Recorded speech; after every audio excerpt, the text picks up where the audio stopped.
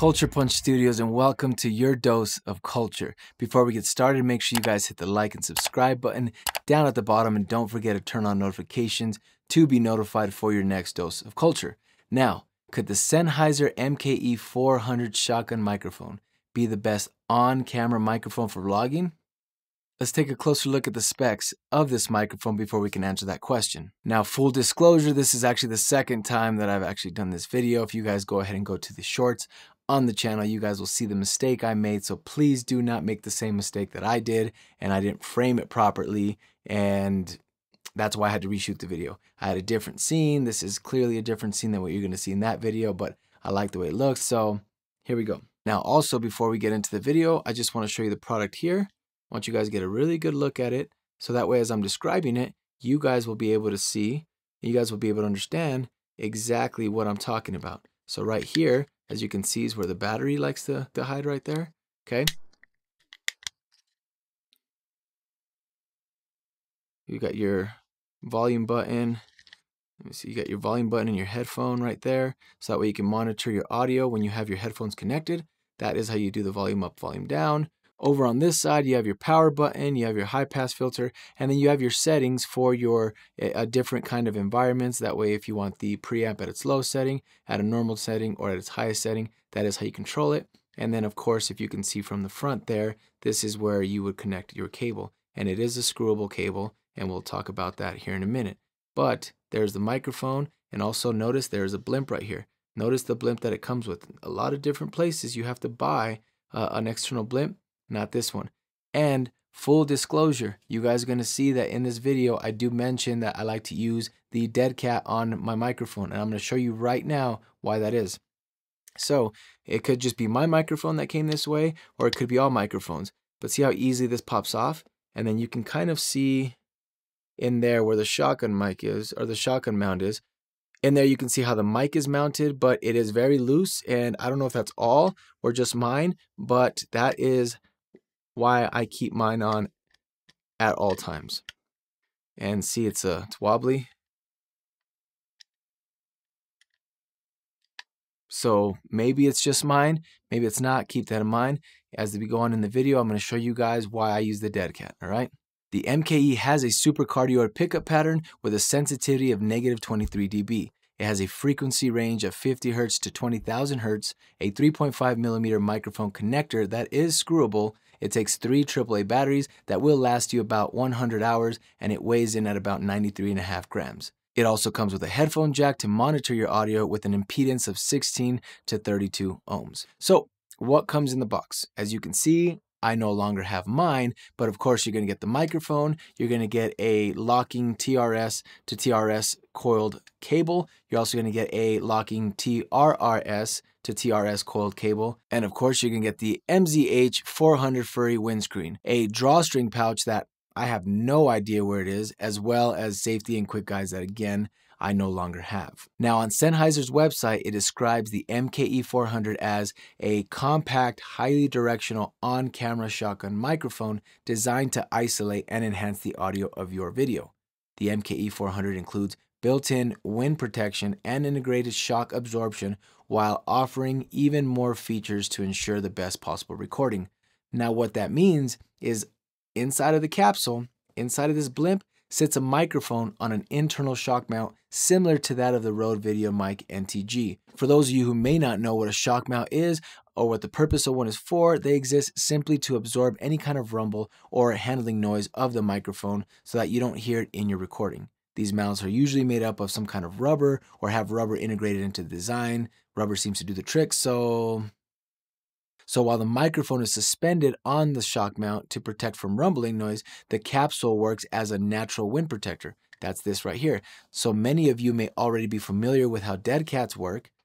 Bam. And again, yes, they're called dead cats, but they simply exist to protect from wind noise. In this case, the capsule works as a wind protector, and Sennheiser was nice enough to include a dead cat for those windy days where there's just a crazy amount of wind, which suits me because I keep mine on all the time. The dead cat will give you a different and darker sound, so please be aware of that. As I mentioned before, the MKE has a supercardioid pickup pattern, so it's going to pick up exactly what's in front of it. The difference with this microphone to other on-camera shotgun mics is that this will pick up noises from behind the microphone, and depending on your use, will either be a pro or a con. So that's just something for you to be aware of. Now for me, that's kind of what makes this the best, if not one of the best, on-camera shotgun mics on the market right now. So I'm gonna go ahead and put that in my pro column. It also has a built-in low-cut filter and that 3-step sensitivity switch for added flexibility and control for your environment, meaning you can make the preamps in the MKE 400 do all the heavy lifting, since we know the camera preamps are trash. They're just basura, right? You could use this thing for your vlogs, where not only will it pick up your voice, but also the ambient noise around, making it for a better listening experience, in my opinion. I like this microphone for interviews as well, where you can insert a question from behind the camera. So you see those very popular amongst the documentaries nowadays. And I think you guys know the ones I'm talking about, the ones where they're asking them questions, but they're not necessarily mic'd up. Audio's a little thin, but it sounds good. You know which ones I'm talking about. Don't look at me like I'm crazy. You guys know what I'm talking about. Where the voice comes in, not necessarily mic'd up, but it sounds good. Just go do your research. Another pro for me, and lastly, depending on your space, I like this microphone for YouTube. I do. If you have a wide angle lens that allows you to have the microphone as close to you as possible, this thing sounds amazing. And even if you don't have a wide angle lens, you could purchase an extended cable like the Rode SC8, which would allow you to boom it closer to your subject, making for better sound. Because as we all know, the closer the shotgun microphone is to the subject, the cleaner the audio is. And it's true with all microphones, not just shotgun mics. So the closer it is to the subject, the cleaner the audio will be, and the easier it will be in post to tighten up to get that perfect sound you're looking for. All pros in my opinion. So now, this last pro took me a while to realize because of the issue I have with the build of this, and that's going to be the price. It retails at $199 US. At first, I thought that was high, given that it's made of all plastic. It feels kind of cheap. You guys saw what it does. But when I started to look at all the other physical features on top of the sound quality, this thing delivers, man. And I felt comfortable adding it to my pros. Because not only do you get a shotgun microphone, but it's giving you a blimp as well. How many of them will give you a blimp? That's this outer case right here to protect the microphone from the wind if you don't want to use the dead cat. So not only do you get a dead cat, but this built-in blimp as well. You get the headphone jack that allows you to monitor your audio, and you get the high-pass filter with great preamps to adjust to any environment. So for $200, I think you're getting a great product for the price point.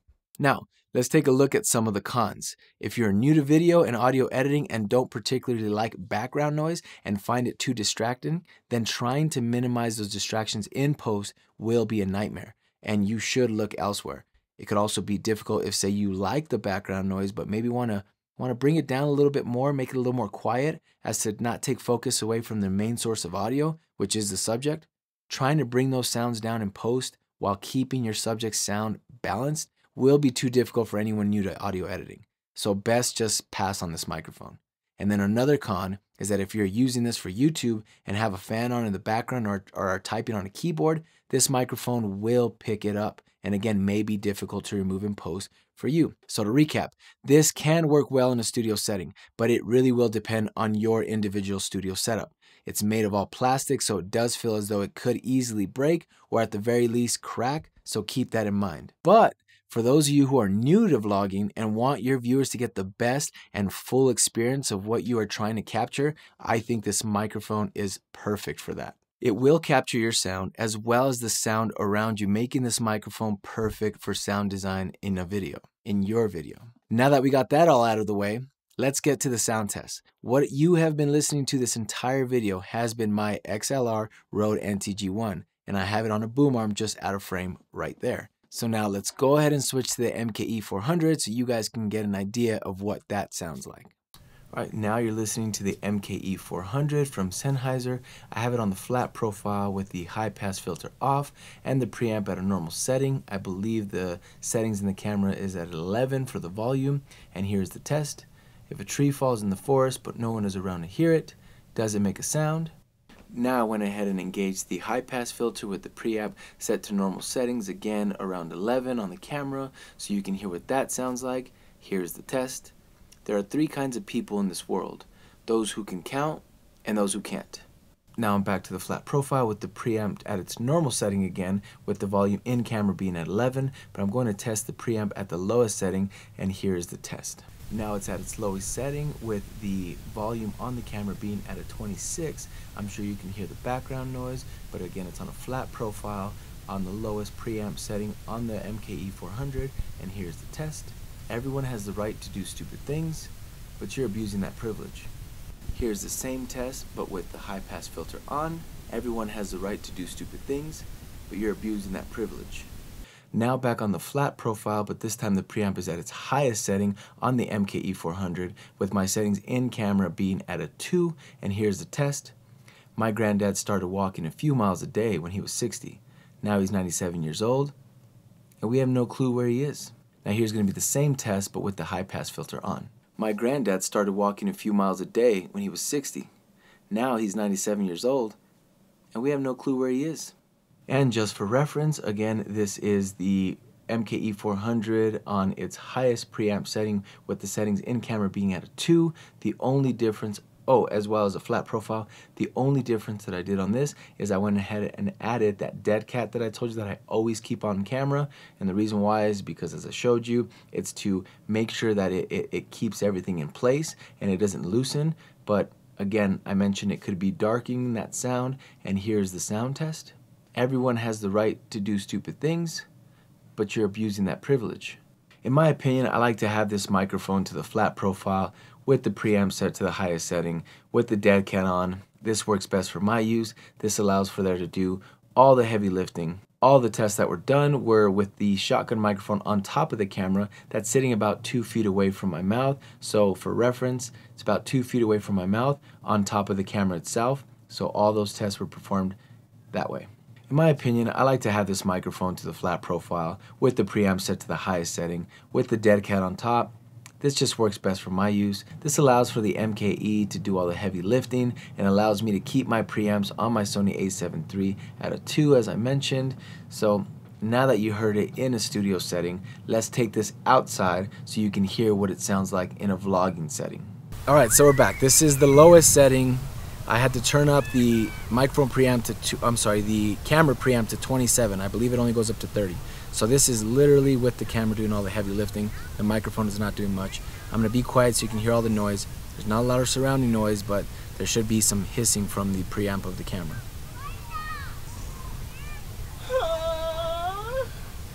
So I don't know if you heard that. There's something going on in the distance over there. I don't know, let me know what you guys thought that was. We'll play what was that sound. But here it is. I'm gonna now go back to what I would normally talk, and I'm gonna go ahead and put the dead cat on so you can hear the difference. Actually, before I do that, I wanna go ahead and switch the setting, because right now I'm talking on a flat setting, so I don't have the 80 hertz cutoff on at all. That's to help out with wind. I'm gonna go ahead and turn that on so you can hear what that sounds like and see how it changes the voice itself. So this is with the 80 hertz cutoff at its lowest setting. Does it change my voice up? I know in the past when I've messed with it, I've heard a change in the voice. Let me know if you guys hear it, if it sounds more tinny. Alright, so this is me recording with the 80 hertz cutoff on.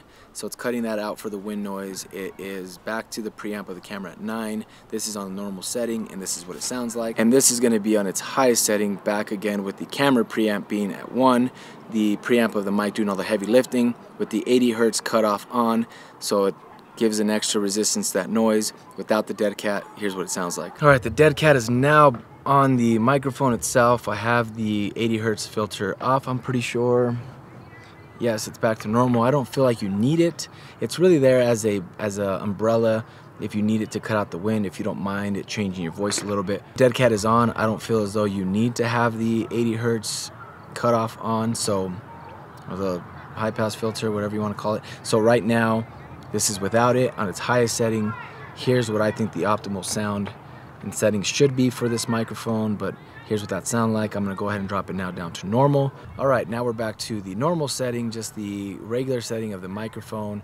The preamp on the camera is back up to 9, so you're gonna get a mixture of preamp from the camera and preamp from the microphone. Here's what it sounds like. So then I'm gonna change it to the low setting now, so that way you guys can hear what that sounds like, and that'll conclude the vlogging portion of the review. All right, so this is the low setting. There's not really any wind going on right now. Kids are still playing. I don't know what you can hear. They're not as loud as they were before, but this is what it sounds like. I'll be quiet so you can hear the noise. And just like on the other one, without the dead cat, the camera is at 27 on the preamp, so it's doing all of the heavy lifting while the microphone itself isn't really doing any of the lifting. Okay, now just for reference, this is back on the highest settings, so the microphone's doing all the heavy lifting. Preamp on the camera is at 1. Just want to show you something about shotgun microphones. Very directional, even though I mentioned that they should capture only what's in front. This one captures things that are also around it. So what I'm going to do is I'm going to go ahead and start turning around on the side of the camera microphone so you can hear what that sounds like. Should be back in the middle of the frame, and then I'm going to go over to the right side so you can hear what that sounds like. And now I'm back in the middle of the frame. I'm going to walk right behind it so you guys can hear what that sounds like. So this is the sound you're going to get when I'm directly behind the camera, so you can get an idea of what that sounds like. And the other thing about this is when you're standing this far back, not sure what that sounds like, but obviously if I turn my back away, you're going to either hear muffled or you're not going to hear anything at all. So this is me talking with my back turned. I don't know what you can hear. There's that. So one of the negatives about a shotgun mic is you don't have the freedom to turn your head. This one does a pretty good job of capturing everything that's on the side. It does have that polar pattern that allows you to capture what's in front and a little bit of the sides, but I feel like this one does a better job of capturing a lot of the sound that's going on around it. So you be the judge of that, but I want to show you the advantages, disadvantages of having this one as opposed to something else. So, and now for our favorite version of it. We have the lavalier mic.